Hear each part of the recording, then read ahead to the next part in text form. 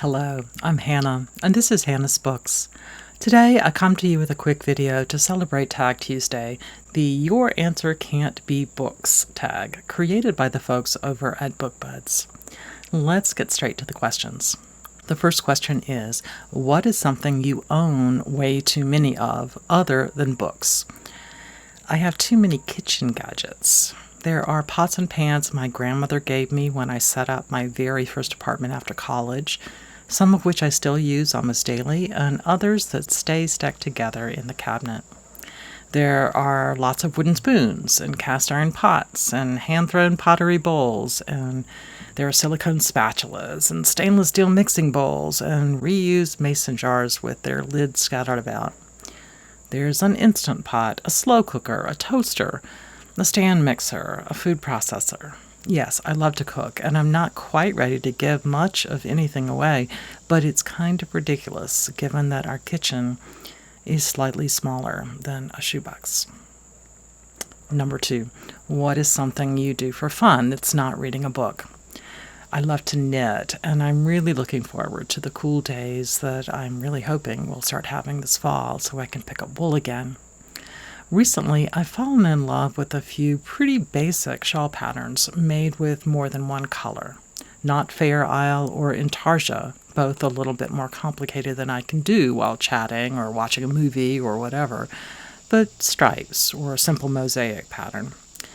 There have been times in my life where I was addicted to complex cables, and I have a sweater in mind for when I have energy to tackle that again. And there have been times when I love knitting complicated lace with very light yarn and tiny needles. I made gifts for zillions of folks, but as you might be able to guess from my general style here, I'm not a person who really wants to wear delicate lace much of the time. Knitting smaller garments like socks and hats and scarves and mittens is nice too. I'm one of 3 knitters in my family. I taught my son when he was maybe 5 years old, and that evening he taught his father, my spouse David, to knit. David became a pro at knitting socks, and right now he's making a beautiful sweater for our son.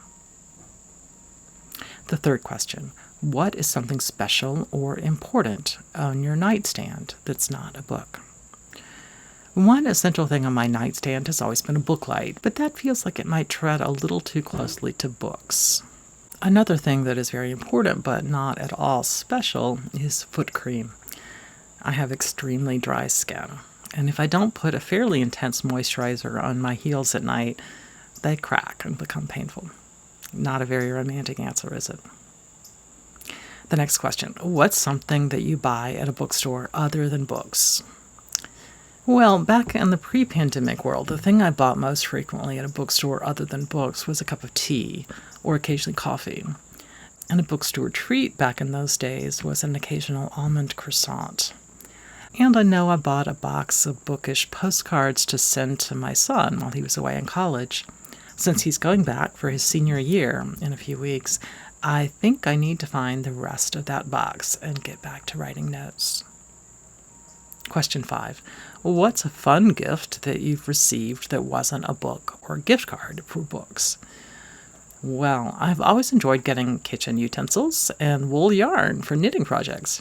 I also really love to receive things that my friends have made, something knitted or sewn, some homegrown vegetable that's been canned, or a beer that's been home brewed, or perhaps a bouquet of flowers from a garden, or hand-picked fruit from a most recent trip to an orchard.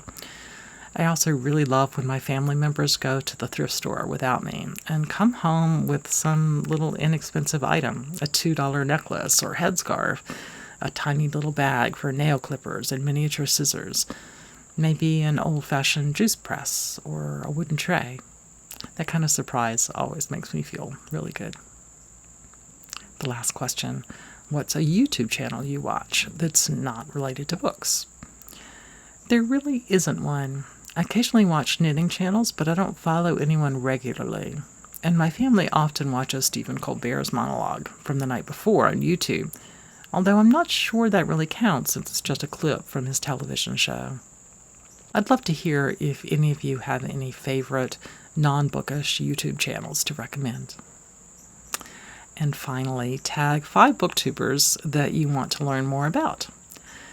Okay, I'll list Very Literary Carrie, Shelley Swearingen, Say Kevy, Hicks Picks Books, and Josh's Book Voyages. Wonderful channels all, which you should definitely check out if you haven't seen their channels before. If this tag interests you, I would love to see your take, whether you are one of the folks I've named or not. Well, that was fun. Thanks, BookBuds, for creating this tag, and thanks to all of you for joining me here today on Hannah's Books. See you soon.